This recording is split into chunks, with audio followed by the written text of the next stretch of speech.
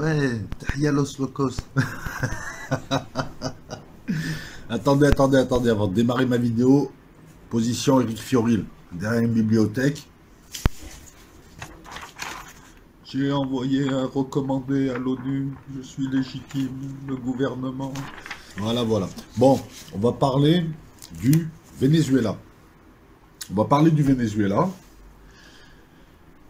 et on va en parler bien. On va parler du Venezuela, mais on va pas parler uniquement du Venezuela. On va, enfin, à travers le cas du Venezuela, vous savez qu'en ce moment, ils essayent les USA et leurs larbins sur place essayent un énième coup d'État, qui j'espère foirera. On va parler de ça, du fait, mais on va aussi parler de leur technique. On va parler de ce qui nous attend. On va essayer de faire une focale de dézoomer. Je vais vous montrer comment la presse aussi nous enfume.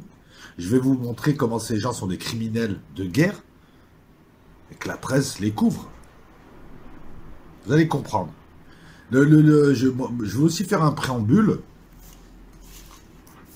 Parce que de temps en temps, tu as quelqu'un qui vient te dire « Oui, mais ça, on le sait. »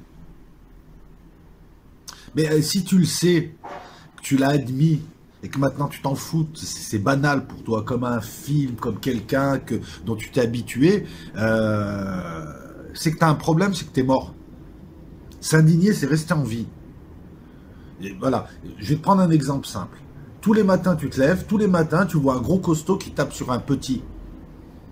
Au bout d'un moment, bah ouais, on le sait, on est habitué, on fait plus rien, c'est normal, ça rentre dans la normalité. S'indigner, c'est rester en vie et refuser l'injustice, quelle qu'elle soit. Première chose. Deuxièmement, on répète pas pour répéter. Et là, encore une fois, mon ami, tu ne raisonnes pas en 4D. Raisonner en 4D, c'est raisonner avec le temps. Le temps est une constante qui peut faire varier d'autres paramètres.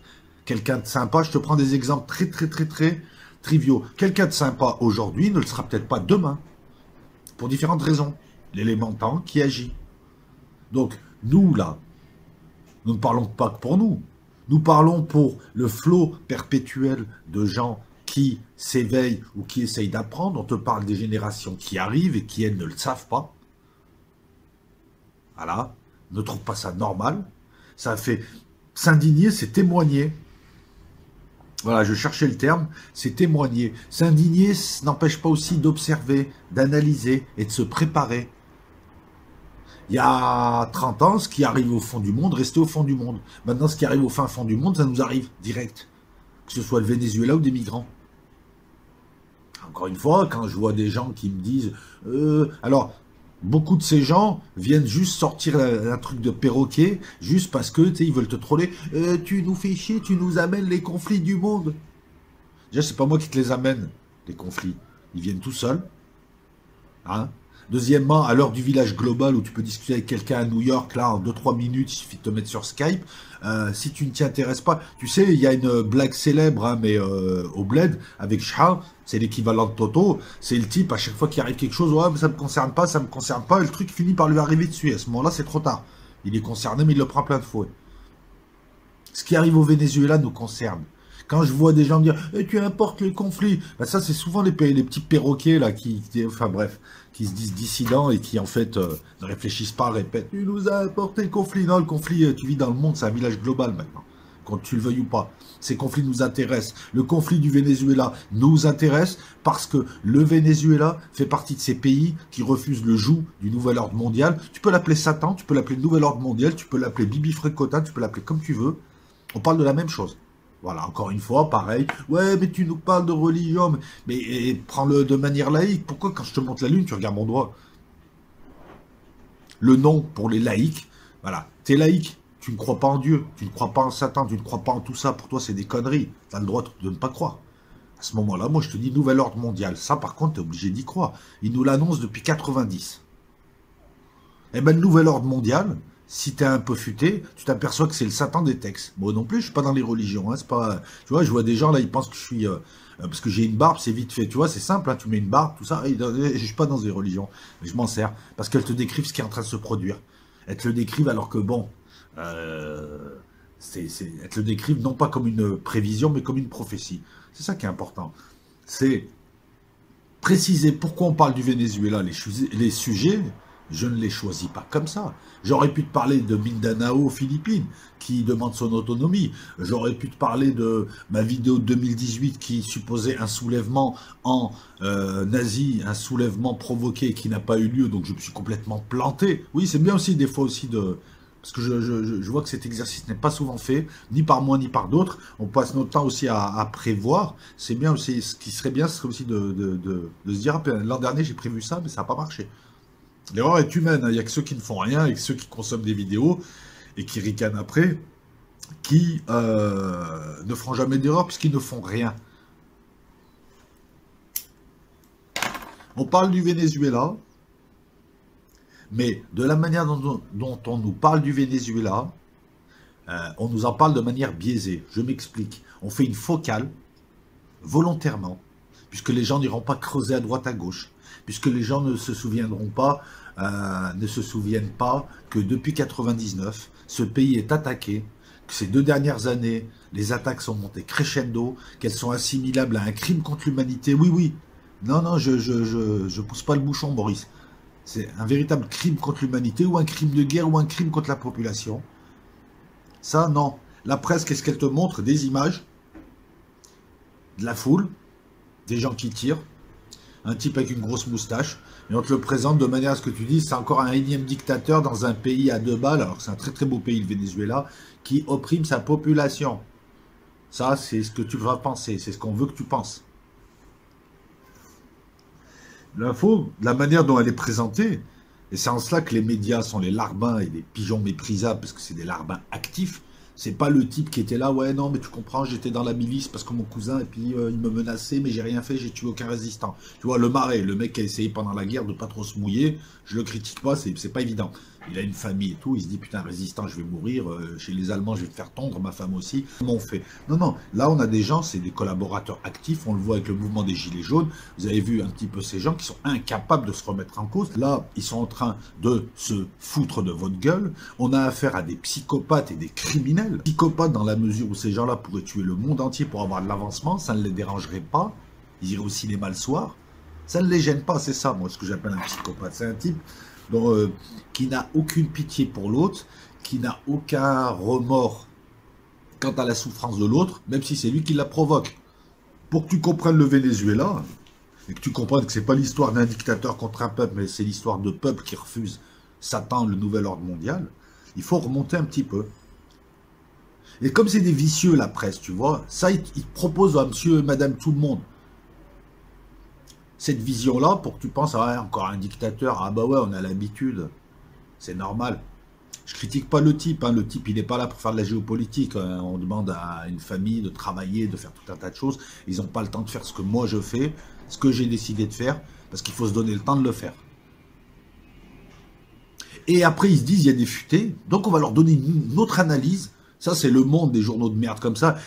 Alors, les sources, c'est toute la presse, c'est les sources ouvertes, hein, parce que je vois des gens qui n'ont rien d'autre à dire. Il y a un plagiaire, il y a un plagiaire. Je rappelle qu'un plagiaire, c'est un type comme Jéricho, par exemple, qui prend un article, qui le répète, qui le ramène. Ça s'appelle des synthèses. Là, par exemple, il y a du Almanar, il y a du Monde, il y a de Libération, il y a du Spoutnik, il y a du RT.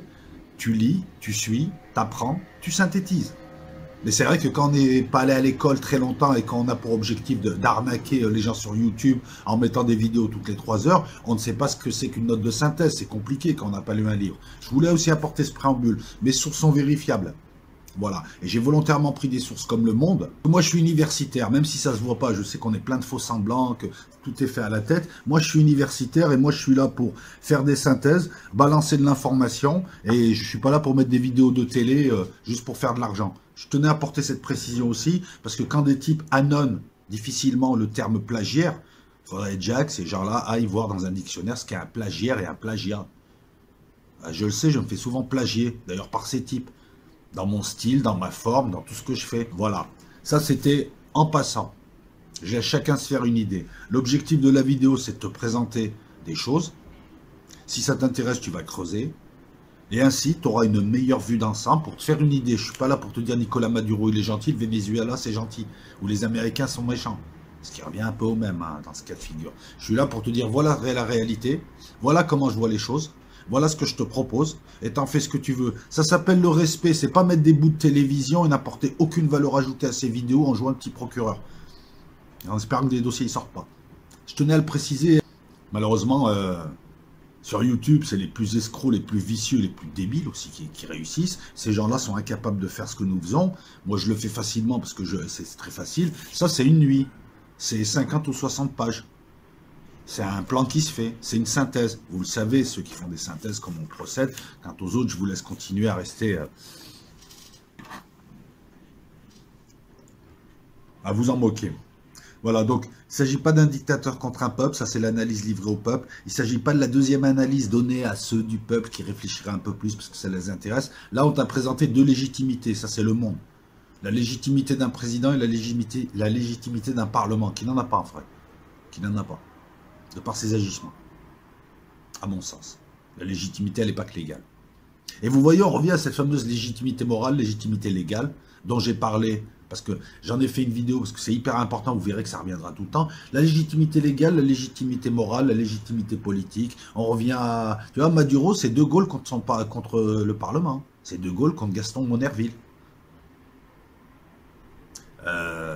Ça, on te le présente comme ça. Moi, pour moi, c'est pas une histoire de légitimité, c'est pas une histoire, c'est une histoire d'un coup d'État imposé par un pays qui, depuis 2 siècles et demi, est une menace pour le monde. Ce pays est belliqueux, dominateur. Lui et ses larbins veulent imposer leur joug sur le monde entier. Dès qu'un peuple ne les écoute pas, ils l'attaquent. Ils ont fait la même chose à l'Iran, ils ont fait la même chose à la Libye, à la Syrie. Ces gens-là sont autoproclamés décideurs qui dirigent un pays ou pas. Se sont proclamés distributeurs de légitimité. Ces gens-là appartiennent au non, c'est les USA et leurs larbins.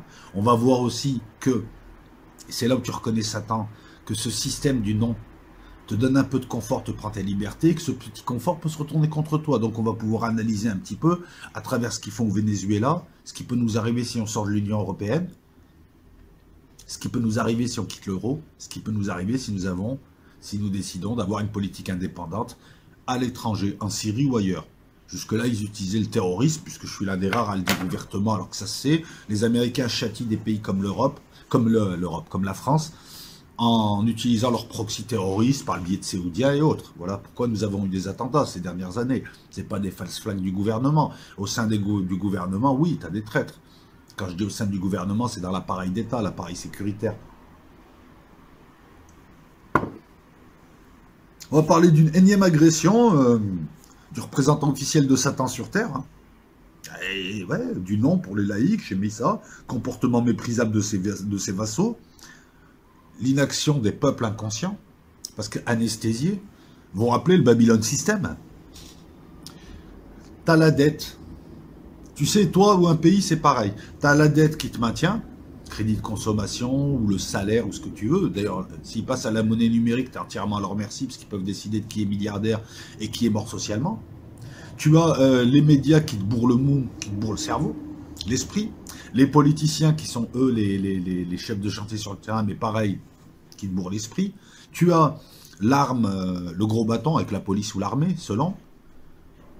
Et tu retrouves le Babylon System avec ses chaînes qui vampirisent ton énergie, travail, qui volent ton argent, qui vampirisent les peuples. Voilà pourquoi on les appelle le vampire. Et ça date de Babylone. C'est pour ça que quand je vois des pseudo-éditorialistes là, qui te parlent en fonction de leur population youtubesque, quand je les vois parler de Rothschild, je suis mort de rire. Je veux dire, à un moment donné, il faut aussi travailler un petit peu. C'est dangereux de balancer les Rothschild. Tu sais très bien sur quoi ça débouche au bout d'un moment. Ça débouche sur des types qui se font passer pour des amis des gilets jaunes qui sont sur les ronds-points, dont on s'aperçoit qu'en fait, ils sont dans une duplicité et qui se mettent à balancer des trucs. Ouais, c'est eux, c'est toujours eux, ils sont partout, ils nous ont pris, machin. Non, c'est les Sumériens.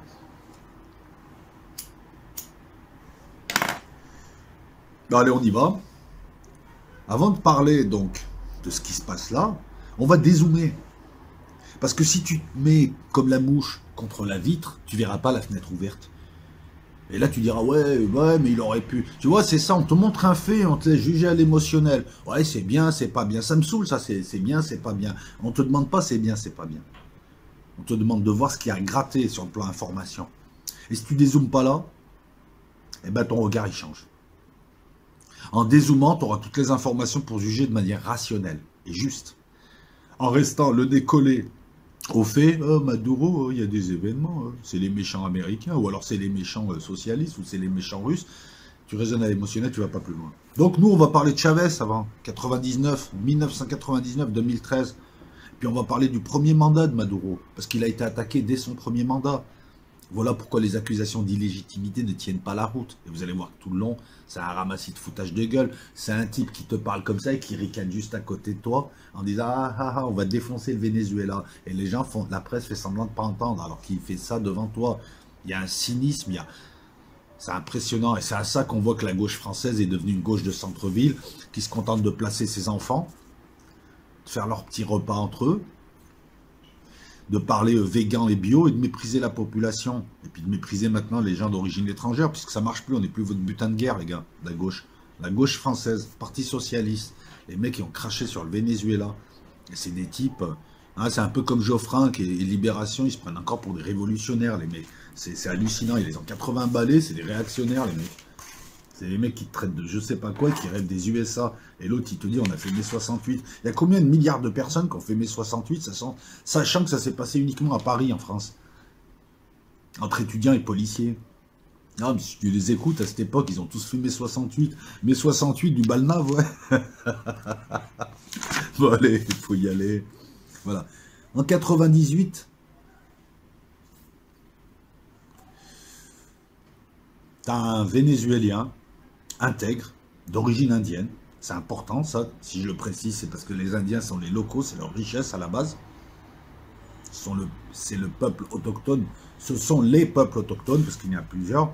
Donc, arrive. C'était un ancien militaire qui avait déjà tenté un coup d'État, la décennie d'avant. Il est élu, officiellement en 99. La première chose qu'il fait, c'est d'entamer une politique dite bolivarienne, en référence à Simon Bolivar, le libérateur de l'Amérique du Sud, et l'unificateur, je crois en tout cas, il a tenté d'unifier l'Amérique du Sud. Unification, paix, tout ça. Déjà, ça se passe bien. Il arrive, donc au nom du bolivarisme, la première chose qu'il fait, c'est une nouvelle constituante, une nouvelle assemblée constituante, de nouvelles règles du jeu qui te donneront toute la légitimité possible. Une constitution qui te permet de faire le lien entre celui qui te donne le pouvoir, ou ce qui te donne le pouvoir, toi et le peuple. Ce qu'on demande, ce que demandent certains gilets jaunes qui ont compris que c'était d'abord la constitution, celle que nous avons, qui doit être détricotée. Assemblée constituante qui décidera des gens qui travailleront sur la constitution, nouvelle constitution qui est votée, il installe une démocratie participative, il nationalise les industries clés, oui, vous ne rêvez pas, ça existe encore, il prône une certaine unité sud-américaine, il fait une véritable politique socialiste tournée vers le peuple, dans le sens où la pauvreté divise de moitié. Même ses ennemis ont reconnu qu'il a fait reculer la pauvreté, qu'il a ramené de la justice sociale et qu'il a dirigé, oui, certes, de manière charismatique. Certains l'ont attaqué de populisme. Alors, ça me fait rire. L'accusation de populisme est lancée par des gens qui n'ont jamais été élus, qui sont là, qui servent à rien, genre apathie, tout ça. Ils te traitent les gens de populistes lorsque les gens veulent diriger avec le peuple. Et pour eux, la démocratie, c'est quand des banquiers, des types en costard qui sont à Bruxelles, décident pour toi, te volent et n'apportent rien. Parce que jusqu'à preuve du contraire, la démocratie appartient au peuple et c'est le peuple qui fait les richesses. C'est pas Jean-François Apathy ou Jean-Michel, je ne sais plus comment il s'appelle, et ses amis. Bah, Chavez, à peine arrivé, il a été attaqué. Même Mélenchon se cachait pour l'appeler, façon de parler, je veux dire. Même Mélenchon, t'as cramé Mélenchon. On sait très bien, t'es un sénateur socialiste qui vient d'une famille bourgeoise. Arrête de nous faire croire que t'es pour le peuple, t'es juste là dans le système pour occuper le peuple. T'as trouvé un créneau. On n'a même pas eu besoin à te le dire, tu joues ton rôle à la perfection. C'est pas un complot. Voilà. Alors, les seules critiques qu'on a trouvées, c'est qu'il est autoritaire et populiste. Pendant ce temps, son peuple se remettait à manger. Je vous rappelle que l'Amérique du Sud, beaucoup de pays d'Amérique du Sud, c'est pas de la caricature, hein. Allez voir la Colombie, sont des féodalités. Il y a une énorme misère.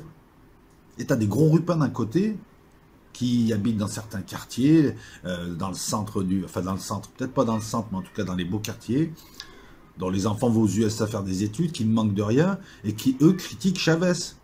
Eux qui, pendant des années, ont vendu l'industrie pétrolière du Venezuela, l'industrie minière. Je vous rappelle que c'est les premières réserves, je crois, en barils On parle de 300 milliards de barils. Quatrième, l'Orénoque, qui est le fleuve vénézuélien, c'est la quatrième réserve d'or. Et quand tu dis or, ils sont tous là parce qu'ils sont fascinés par l'or. Je ne sais pas ce qu'ils font de l'or, qu'ils volent. Hein. L'or libyen, on ne sait pas où il est. L'or ukrainien, à peine ils sont arrivés là-bas, il a disparu. Que font-ils de l'or? Ils le mangent. C'est quoi? Ils font des préparations avec, ils bronzent, ils se le mettent. C'est ça qui les attire. Donc, les USA ont commencé à attaquer Chavez. Leur larbin, je suis désolé de parler comme ça, leur larbin, ben écoute, excuse-moi, les gouvernements européens sont tellement larbins que tout le monde le voit, là, on n'arrive pas à comprendre. Mais attends, excuse-moi, ils sont moins indépendants qu'une colonie. Donc ils ont emboîté le pas. Ils se sont mis à essayer de trouver, et on a vu la presse à ce moment-là, sortir tout ce qui était possible de sortir, genre oui, un touriste américain était piqué par une abeille. Non mais on en était presque là. Pendant ce temps, les critères économiques, en tout cas, ne trompent pas. Chavez a entamé une politique populaire, d'aide aux pauvres, inadaptée au marché financier. Mais ça encore, ça allait, puisque Chavez était tellement aimé qu'en 2002, les Américains poussent, je crois que c'est Capriles, ouais, Henri Capriles, je suis pas sûr. Non, Carmona, le président du syndicat du patronat vénézuélien. Tu sais, le type qui bouffe bien, qui méprise les pauvres, et qui veut juste envoyer ses enfants aux USA, ben, ce genre de type-là qui a vendu le pays. Donc, ce type, Carmona, avec une partie de l'opposition, tente un coup d'État.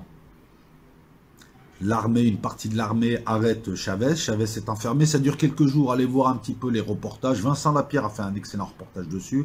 Chavez est libéré par sa garde prétorienne indienne, la garde nationale indienne. Ils étaient indiens comme lui.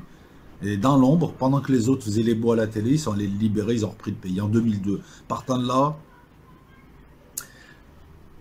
tous ces prédateurs, notamment à l'étranger, ont vu qu'il était intouchable, qu'il était très aimé, que faire un coup d'État était contre-productif. Donc ils se sont dit, bon, on va l'attaquer, mais pas trop. Chavez a été, alors, pareil, on te dit, c'est des dictateurs. Ils ont tous été élus. Il me semble qu'en 19 ans, il y a eu 11 élections. Chavez en a gagné 10. L'élection qu'il a perdue, c'est une élection où il demandait un c'était une élection par référendum, où il posait la question, à savoir, est-ce que je peux faire un nombre de mandats illimité? 3 fois élu. 98, il arrive. La première chose qu'il fait, en 98, il est élu. Le 25 avril 99, il installe un référendum pour former la nouvelle assemblée constituante. Ce que demandent les Gilets jaunes. Chavez l'a fait en arrivant. Tout de suite, les règles du jeu, on va les changer. Et il se représente, donc comme il y a une nouvelle constitution, il relance des élections 2 ans. Ça fait 2 ans qu'il est là. Il dit, comme s'il y a des nouvelles règles, on va revoter pour voir qui est président. Il est élu. 72, fin de l'année, 72% acceptent la nouvelle constitution. Une constituante, une élection, une constitution qui sort, qu'on présente au peuple. Il n'y a rien de plus démocratique. C'est ce que faisait De Gaulle. Voilà. Depuis 20 ou 25 ans, on modifie la constitution sans te prévenir, sans rien te dire, pendant que les médias te décérèbrent. Ça, c'est de la démocratie. Il explique au peuple et il propose. Et c'est le peuple qui choisit. En 2000, il est réélu.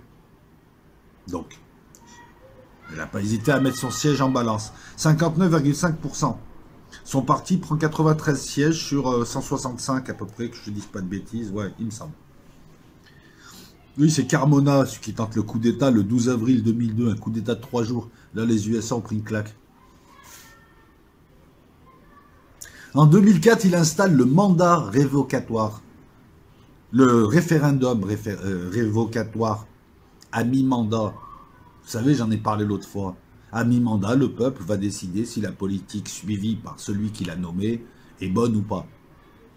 Et ils peuvent faire sauter son président de la République. C'est Chavez qui l'a mis en place. Pareil que c'est des dictatures, ces types. Parce que Maduro, c'est Chavez, c'est le même parti. C'est la continuité. Et pour des dictateurs, ils en font des élections. Ils demandent l'avis au peuple. Macron, On va venir à Macron, parce que vous allez voir que c'est hallucinant ça aussi. Deuxième réélection en 2006, 62,8%. Un référendum constitutionnel annoncé, etc., etc. Le référendum en 2007 rejeté à 50,7%. Il accepte sa défaite.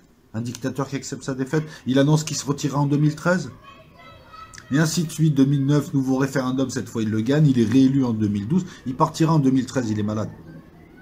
C'est comme s'il le savait, déjà au moment où il le dit en 2006-2007. Et il meurt en 2013 à 58 ans d'un drôle de cancer. Et c'est pas le premier opposant aux USA, lors de ces 50 dernières années, qui meurt d'un cancer. L'arme radiologique, je suis complotiste. Elle existe, l'arme radiologique, elle a été utilisée, je suis désolé pour toi, c'est tout. Les USA l'ont utilisée à plusieurs reprises, les Russes aussi, dans les années 50-60, pour neutraliser des opposants. Quand tu as un opposant qui habite à tel endroit dans un pays étranger, tu t'installes dans l'appartement d'à côté et tu balances, tu fais des trucs radiologiques pour qu'il chope le cancer. Voilà. Est-ce que ça marche? Est-ce que ça marche pas? Est-ce qu'ils ont trouvé des procédés? Est-ce qu'ils ont amélioré les procédés? Je ne sais pas. Mais elle existe cette arme, faut arrêter, voilà. C'est pas parce que tu n'en as pas entendu parler que l'arme n'existe pas. Ça, c'était Chavez, hein, 99-2013. Jusque-là, les attaques, donc, elles étaient là. On l'emmerdait. Comme il avait le peuple avec lui, ça suivait. Puis il avait un oratel qu'il a réussi à unir dans une politique plus ou moins commune, tout un tas de pays sud-américains. Il avait l'appui des Russes, l'appui de l'Iran, l'appui de la Chine. C'est important, ça. Tu es démocrate. On va parler du peuple terrien aussi. La démocratie, c'est un homme, une voix. Un homme ou une femme en état de voter, hein. On est d'accord. Et éduqué pour. Quand tu as le soutien de la Chine, tu as le soutien d'1,6 milliard de gens. C'est des gens. Non, mais je le dis comme ça, c'est des gens. 1,6 milliard de Chinois a moins son mot à dire que 10 personnes. Ça aussi, tu ne peux pas parler de démocratie et mépriser les trois quarts de l'humanité. Les trois quarts de l'humanité, par exemple, là, pour Chavez, la Chine, la Russie, l'Iran, des pays à forte population, des pays qui ont aussi un certain poids, hein, la Chine et la Russie, soutenaient. Cuba, le Pérou. Et puis on a vu une vague de dirigeants amis, Bachelet au Chili, Morales, on a vu tout un tas de gens arriver, ce qui n'est plus le cas là, puisqu'ils ont renoyauté les USA. Ils estiment que l'Amérique du Sud est leur chasse gardée. Hein, c'est pour aller faire du tourisme, aller boire et... Enfin bref, je ne rentre pas dans le détail, mais voilà. En général, les Américains, quand ils vont à Tijuana, c'est pas pour les musées, par exemple. Et là, on est en Amérique centrale, on est au Mexique. Mais l'Amérique du Sud, c'est pareil. Ils vont en Colombie, parce que la Colombie, je suis désolé de le dire, c'est un pays féodal, peuplé de larbins, pro-américains. Et puis, ils y vont, voilà, ils y vont pour la coke, ils y vont pour les filles. C'est plus des pays, c'est des entreprises. Hein. Voilà, t'es Colombien, t'aimes pas ce que je dis? Bah ouais, mais bon, la Colombie, on sait très bien que c'est une colonie américaine et que beaucoup de Colombiens apprécient. T'es Colombien, t'aimes pas ça? Pourquoi t'étais en Irak? T'es tellement larbin que t'es allé en Irak tuer des gens qui te ressemblent. Faut le dire ça aussi, hein. Tu fais pas que de la salsa, hein. Tu fais pas que des bons trucs en Colombie. Alors je m'excuse. C'est qu'on ne veuille pas fumer. On arrive à 2013. Et on arrive au moment où j'ai plus besoin de ce papier. Je peux le tège. On arrive. Ouais, 300 milliards de barils de pétrole. Du coltan, du bauxite, fer, or. Tu m'étonnes. Tu penses franchement que les Américains sont intéressés par... Il n'y a que les Américains qui vont se servir, puisque nous, enfin Macron, tous ces larbins ne se servent même plus maintenant.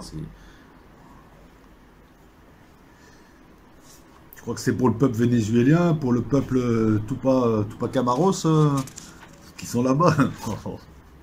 Ah, naïf. Bon, 2013, c'est ce qui nous intéresse. T'as vu, on a fait la grosse focale. Puis maintenant, on a fait le dézoomage. Puis maintenant, on va rentrer en focale. Tranquille. Tranquille, Bill.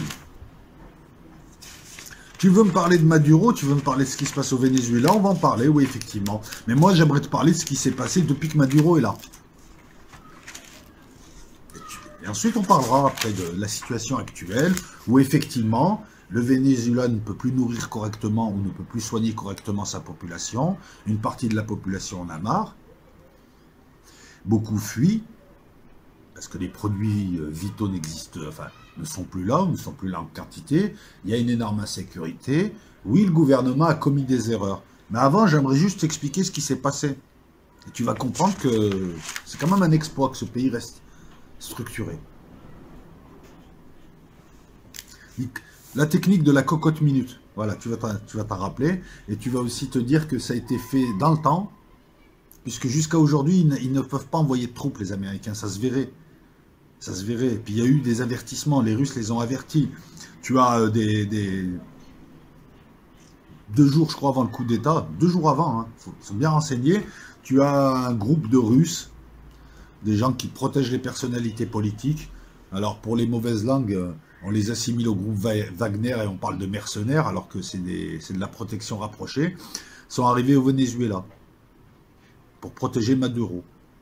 Donc ils savaient déjà qu'il allait se passer quelque chose. Alors, 2013, Nicolas Maduro remporte les élections, avec 50,66% des voix. Il remplace Chavez. Il est face à Henri Capriles. Maduro n'a pas l'aura de Chavez, ce qui explique le chiffre. Mais après 13 ans de Chavez, le peuple continue à suivre cette politique. Chavez s'est retiré, comme il l'avait dit, parce qu'il était malade aussi. Voilà. Maduro, c'est l'un des hommes de Chavez, ce que j'appellerais un Chavez historique. Son mandat, 2013, 6 ans. 2019, premier mandat. Il vient d'être réélu en fin d'année, la fin de l'année 2018 pour le deuxième mandat. Et il démarre un deuxième mandat. Mais, c'est là aussi où c'est important.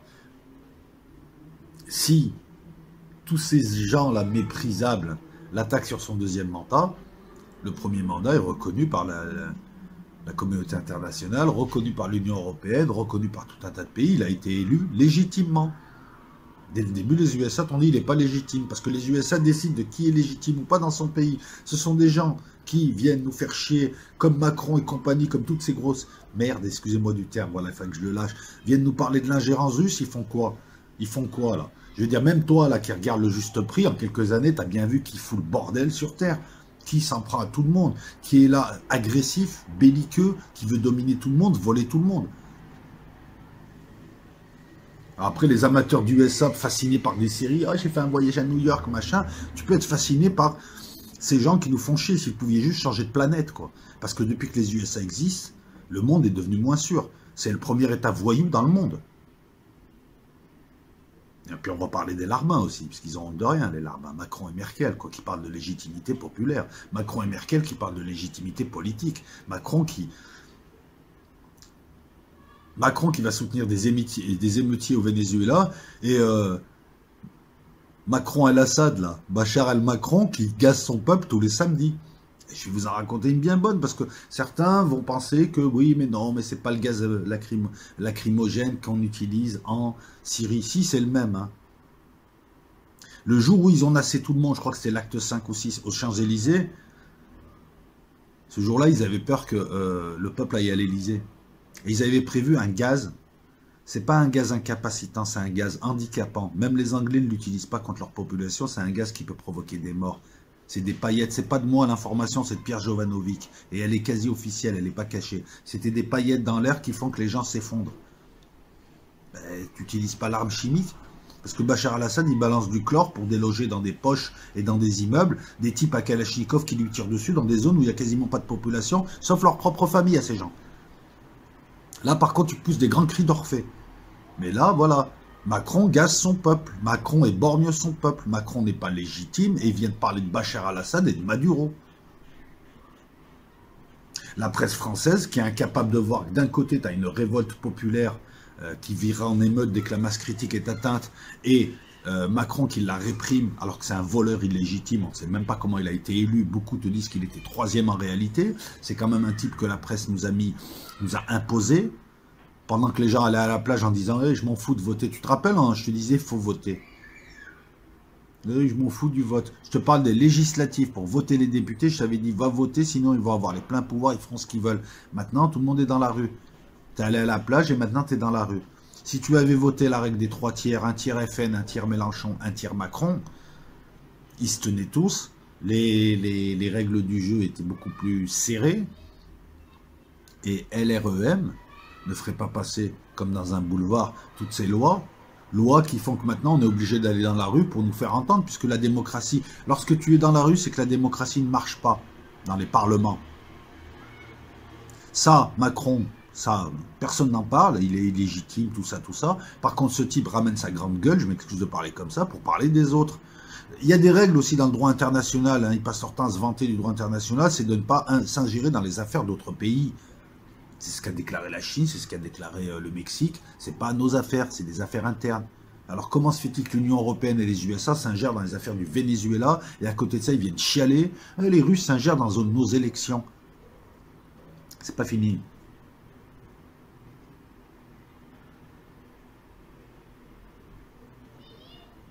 De 2013 jusqu'à 2015, Maduro dirige, il y a des erreurs qui sont faites, il essaie de continuer la politique Chavez, il y a un contexte économique qui est compliqué, ils font ce qu'ils peuvent. 2015, tiens, il paraît que c'est un dictateur. 2015, élection législative, l'opposition l'emporte. L'opposition, je ne veux pas caricaturer, tu as de tout. Tu as des gens dans l'opposition qui ne veulent pas que le Venezuela soit dirigé par une politique socialiste, c'est leur droit. Et tu as aussi une clique de gens, tu sais, compradors, achetés par les Américains, des rupins qui sont là, qui se permettent de parler. Macron, Apathy, tous ces gens. Non, plus riches. Hein. Non, beaucoup plus riches. Et eux, ils ont la haine, hein, parce que eux, ils ont un mandat, c'est faire tomber Chavez, tout vendre aux USA et faire les beaux à Caracas. Bah, ça se résume à ça, c'est un peu Venezuela, Colombie, c'est comme les pays arabes, hein, de toute façon. On retrouve toujours les mêmes types de comportements. Comme les pays européens, sauf que les dirigeants européens masquent mieux les vols qu'ils font. Ils masquent mieux, ouais, ils menacent pas, ils mentent. L'opposition l'emporte, elle prend 99 sièges. C'est la première fois en 17 ans qu'elle a la majorité pour une dictature.